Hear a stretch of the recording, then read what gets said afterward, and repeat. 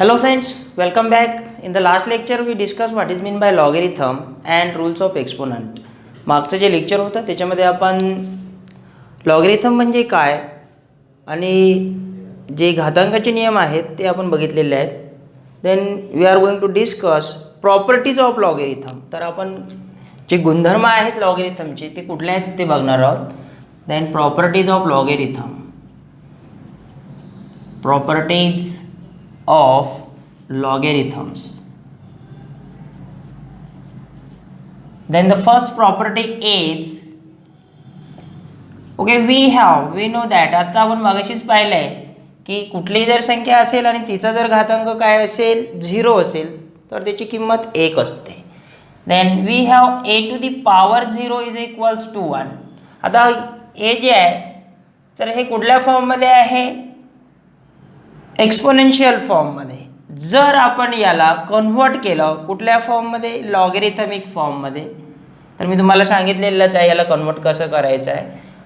Then this is the exponential form or index form.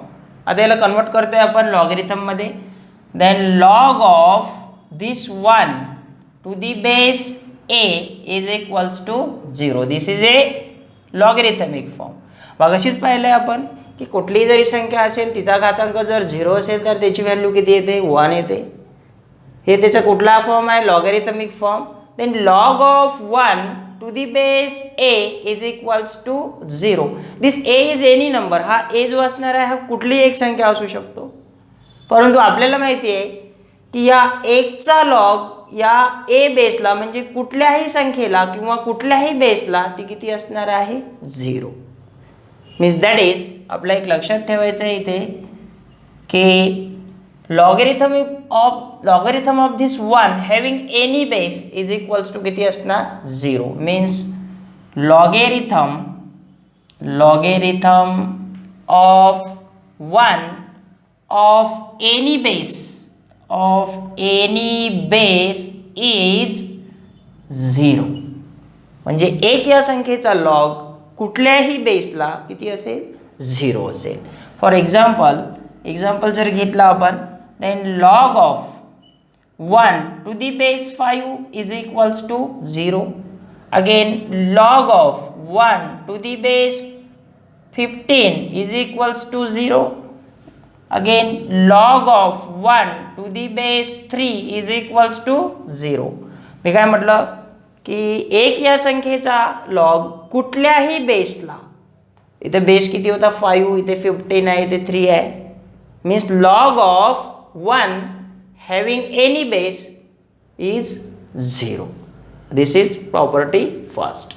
Then second property परत आपण बघितलेलं आहे. वी हॅव, आपल्याला माहिती आहे की कुठल्याही संख्येचा जर आपण पहिला घात जर ठेवला तर त्याची किंमत किती मिळते?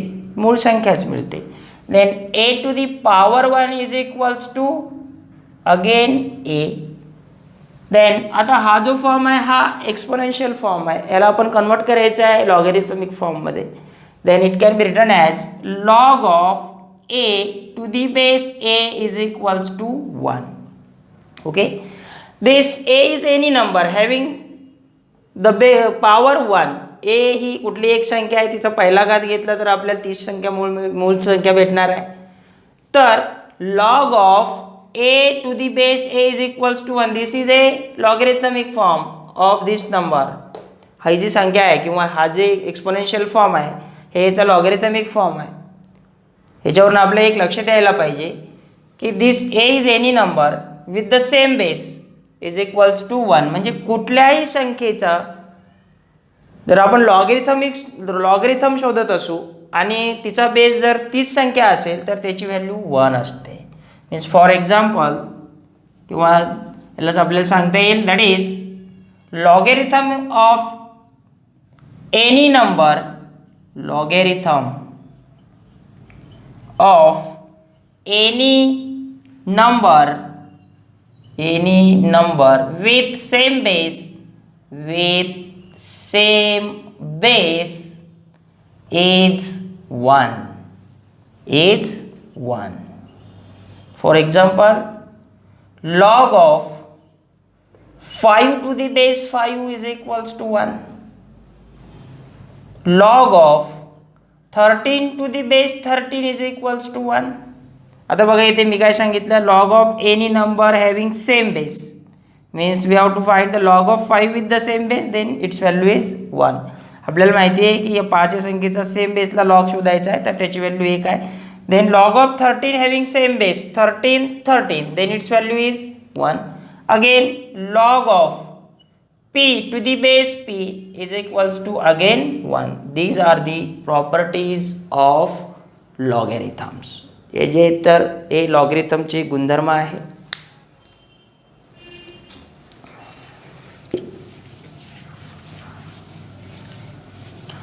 Then next we are going to discuss what is common logarithm and natural logarithm.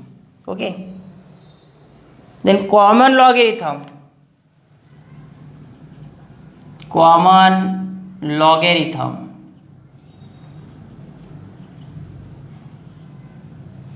What is mean by common logarithm? तर कॉमन लॉगरिथम कशाला म्हणायचं की ज्या लॉगरिथमचा बेस 10 असतो त्याला म्हटलं जातं common logarithm. Means logarithm with base 10 is called common logarithm.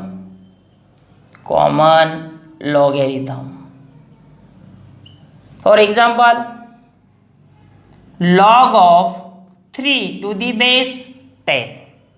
Okay, here base is the 10. इथे base 10 आहे म्हणून याला कॉमन लॉगरिथम म्हटलं जाईल. किंवा log of 13 to the base 10, म्हणजे ज्या लॉगचा बेस 10 असतो त्या लॉगला आपण कॉमन लॉगरिथम म्हणतो. आणि जर सपोज एखाद्या ठिकाणी लॉगच दिलेला नसेल, बेसच दिलेला नसेल, लॉग ऑफ ओनली इथे सांगितलेलं आहे तुम्हाला 25, आता इथे बेसच नाही आहे.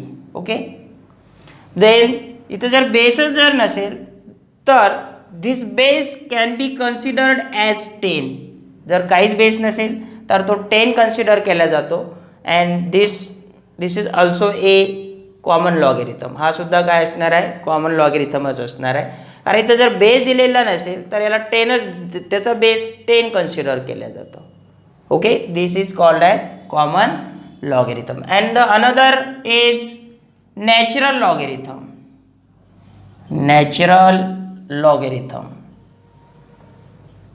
Then what is mean by natural logarithm? Natural logarithm म्हणजे काय? Logarithm with the base e. Then logarithm with base e is called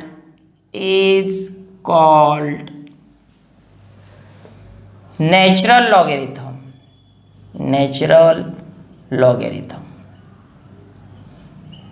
म्हणजे ज्या लॉगरिथमचा बेस ई असतो अशा लॉगरिथमला म्हटलं जातं natural logarithm. For example log of x to the base E or log of P to the base E. इथे जो base आहे हा ई आहे. ओके, तर या लॉगला म्हटलं जाणार नॅचरल लॉगरिथम. आता नॅचरल लॉगरिथम डिनोट करण्याची एक वेगळी पद्धत असते. Okay, then it can be denoted as and it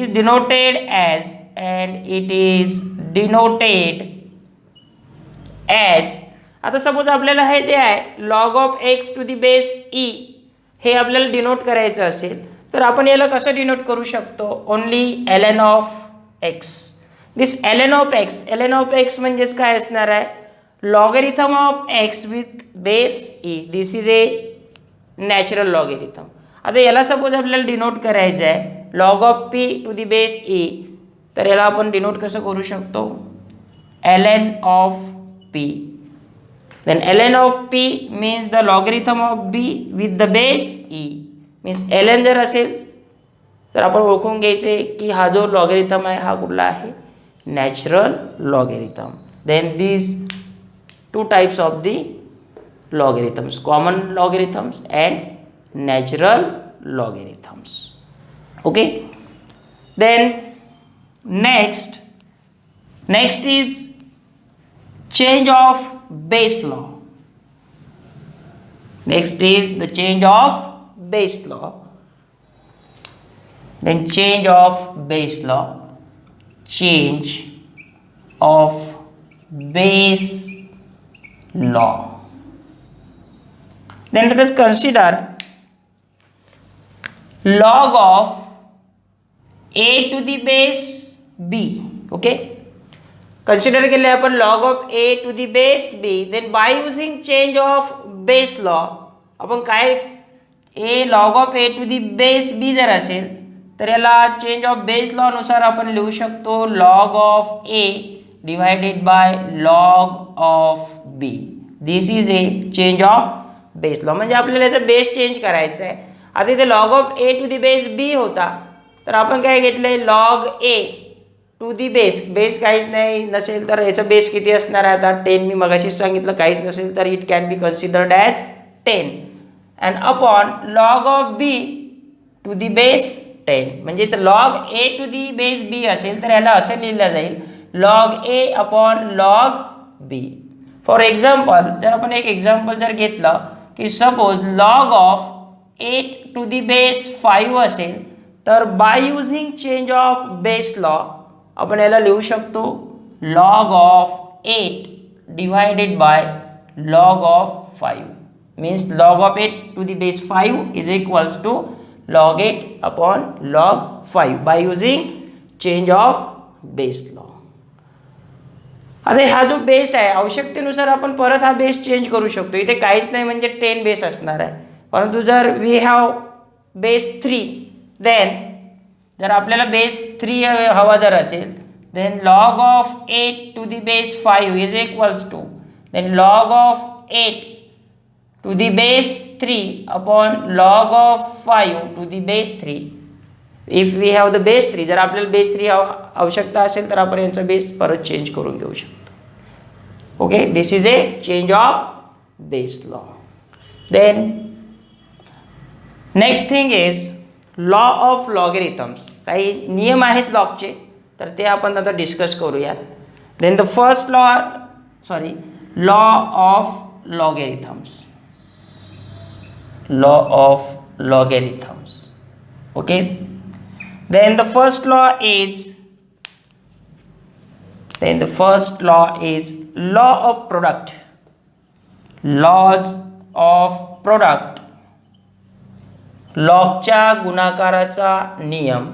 okay, then law of product. law of product काय सांगते बघा की log of a into b to the base c जर असेल, लक्ष द्या, this is a common log of 2 numbers having the product. हा इथे 2 संख्या आहेत त्यांच्यामध्ये गुणाकार आहे आणि त्यांचा एकच कॉमन लॉग आहे की ज्यांचा बेस काय आहे c.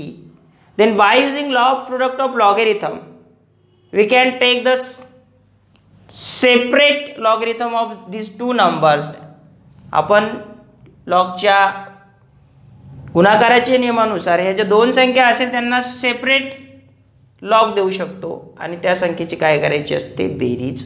Then log of A to the base कुठला आहे जो बेस असेल तो द्यावा लागणार. Then the base c plus log of B to the base c. बघा इथे काय आहे log of a into b. आता ए आणि बी या 2 संख्येमध्ये गुणाकार आहे आणि त्यांचा एकच लॉग आहे. जर गुणाकार असेल तर आपण त्यांना सेपरेट लॉग द्यायचा आहे लॉग ए आणि बेस जो असेल तो बेस द्यायचा आहे base c and plus log of B to the base c. Simple. जर 2 संख्या असेल आणि कॉमन लॉग असेल तर दोन्ही संख्येला सेपरेट लॉग देऊन त्यांची फक्त बेरीज करायची आहे.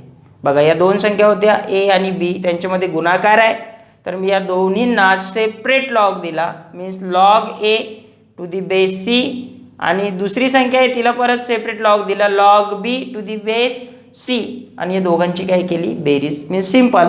जर गुणाकार असेल कॉमन लॉग असेल तर सेपरेट लॉग देऊन दोघांची काय करायची दोन्ही संख्येची बेरीज करायची आहे.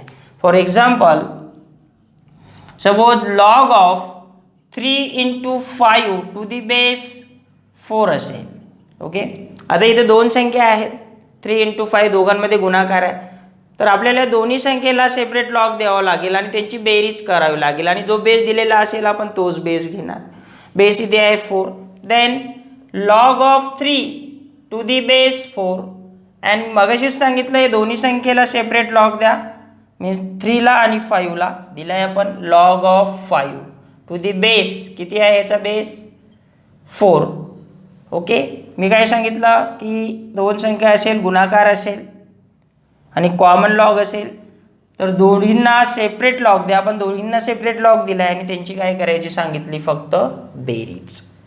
ओके, जसं की दुसरा उदाहरण बघूयात आपण, एक्झाम्पल नंबर 2 की log of 10 into 2 to the base 5 असेल, तर इथे आपल्याला काय करायचं आहे, दोन्ही संख्या आहेत, गुणाकार आहे, तर आपण इथे दोघांना आता सेपरेट लॉग देणार आणि त्यांची बेरीज करणार. Means log of 10 to the base 5 plus log of 2 to the base 5. This is a first law of logarithms, laws of product. In general आता दोन संख्या असेल किंवा दोनपेक्षा अधिक संख्या सुद्धा असू शकतात. जसे की आपल्याला इथे सांगता येईल की log of P into q into R into S to the base M.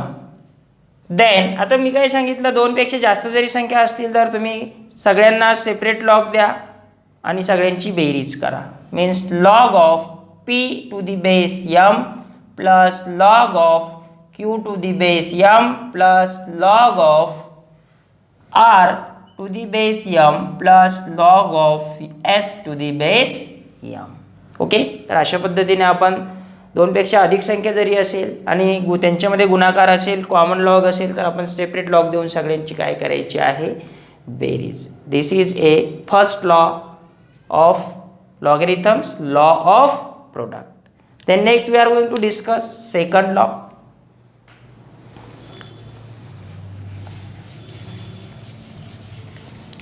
Then the second law is law of quotient. Quotient means भागाकार, लॉगचा भागाकाराचा नियम. Then second law is law of quotient, laws of quotient.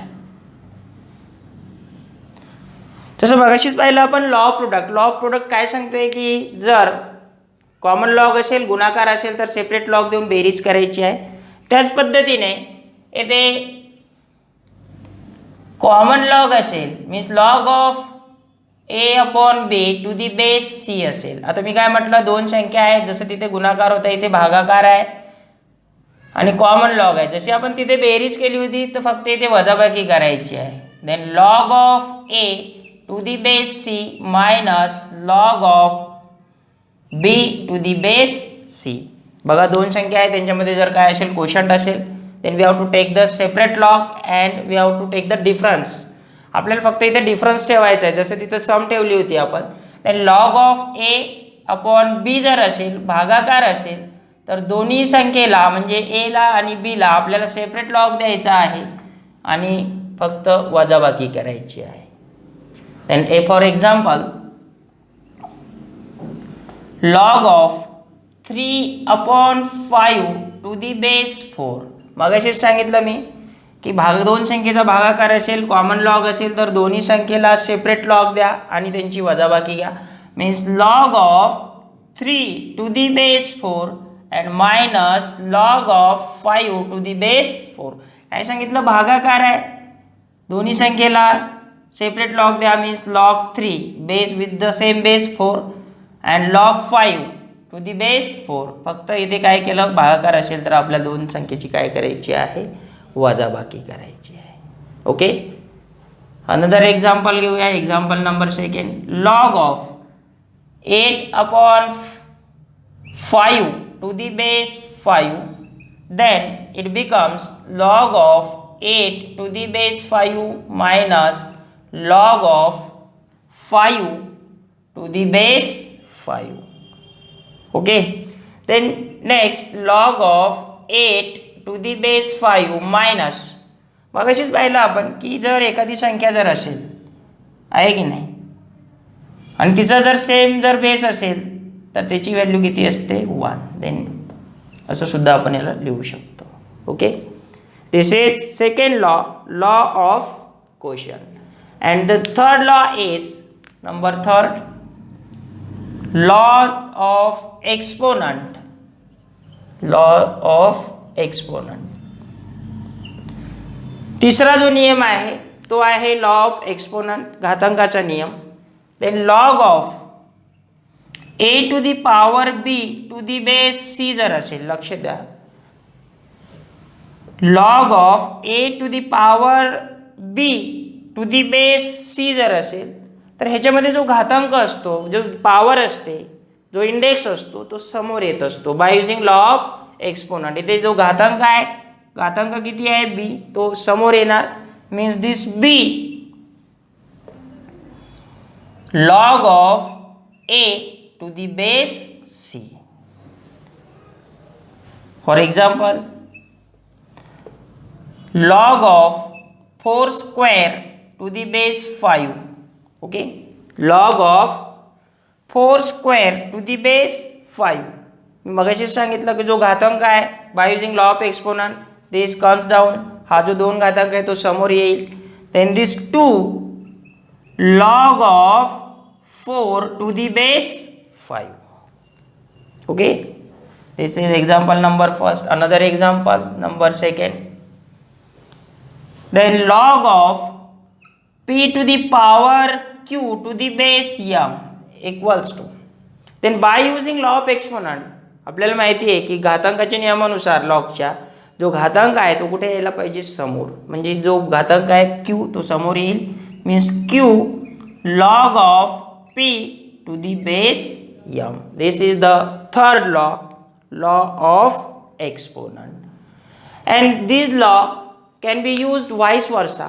जसं की आपण बघितलं की law प्रोडक्टमध्ये बघितलं की दोन संख्येचा गुणाकार असेल, कॉमन लॉग जर असेल तर आपण सेपरेट लॉग देऊन बेरीज करायची आहे. तर वाईस वर्सा मीन्स जर सेपरेट लॉग असेल आणि बेरीज जर असेल तर आपल्याला एक कॉमन लॉग देऊन त्या दोन्ही संख्येचा काय करायचा आहे, गुणाकार करायचा आहे.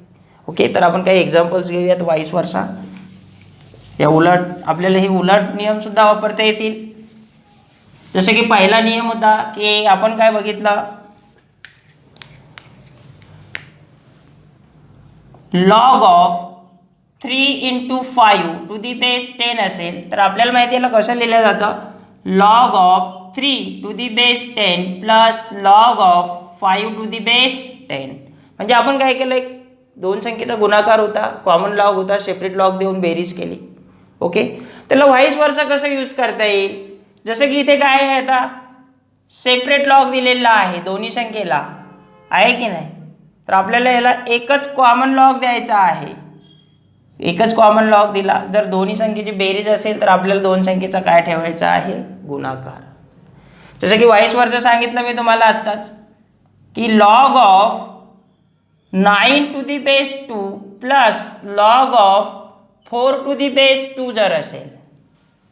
बघा आता इथे काय दिले, दोन संख्या आहेत, सेपरेट लॉग आहे, बेरीज आहे, तर आपल्याला दोघांना एकच कॉमन लॉग द्यायचा आहे. मीन्स लॉग ऑफ, जसं की आपण बघितलं की गुणाकार असेल तर आपण सेपरेट लॉग देऊन बेरीज करतो. इथे सेपरेट लॉग देऊन बेरीज आहे तर आपल्याला एकच लॉग देऊन काय करायचं आहे, या दोन्ही संख्येचा गुणाकार. Then 9 into 4 to the same base. Okay, जसं की दुसरं बघितलं होतं आपण लॉ ऑफ क्वोशंटमध्ये की हेच एक्झाम्पल घेऊयात. Log of 3/5 to the base किती असेल, 10. This can be written as log of 3 to the base 10 minus log of 5 to the base 10. Okay, म्हणजे जर भागाकार असेल, कॉमन लॉग असेल तर आपण सेपरेट लॉग देऊन काय करतो, वजाबाकी. आपल्याला इथे आता वाईस वर्सा जायचं आहे. Vice versa means log of 4 to the base 2 minus log of 8 to the base 2 जर असेल, किंवा log of 3 to the base 2 असेल, इथे परत काय सेपरेट लॉग आहे, वजाबाकी आहे, तर आपण या दोघांना एकच लॉग द्यायचा आहे आणि we have to take the quotient of this two numbers 4 and 3, then 4/3 to the base 10. Okay, म्हणजे आपल्याला वाईस वर्सा सुद्धा हे लॉज यूज करता येतात. जसं की थर्ड लॉ होता, आपण बघितला की log of 5² to the base 3 is equals to, okay, जो घातांक आहे घातांकाच्या नियमानुसार लॉगच्या आपल्याला माहिती आहे तो समोर येतो, then this 2 log of 5 to the base 3. आता वाईस वर्सा जर यूज करायचं ठरलं तर इथे असेल suppose 4 log of 3 to the base 5 जर असेल, देन वाईस वर्सा जसं की आपल्याला माहिती आहे की हा जो 2 आहे घातांक आहे तो समोर येतो, तसंच आपण जो समोर असलेला जो अंक आहे तो या शेवटच्या अंकाचा काय तयार होतो, घातांक. Means log of 3 to the power 4 to the base 5. Okay, these are the law of logarithms. आता इथे आपण यांना वाईस वर्सा सुद्धा यूज केलेला आहे. Okay, I hope you understand the laws of logarithms. तुम्हाला हे लॉ ऑफ लॉगॅरिथम्स समजले असतील. Okay, we will stop here and remaining part we will discuss in next lecture.